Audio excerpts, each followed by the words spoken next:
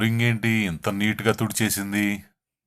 ఇంట్లో ఖాళీగుంటే చాలు ఎప్పుడూ తుడుస్తానే ఉంటది. శ్రావణి, ఆ, ఏంటి ఇల్లు తుడిచావా? 3 సార్లు తుడిచానండి. నీకెన్నిసార్లు చెప్పానే ఈ పనులన్నీ చేయటానికి పని మనిషి ఉందని? సర్లే, ఈరోజు నీ పనేంటి?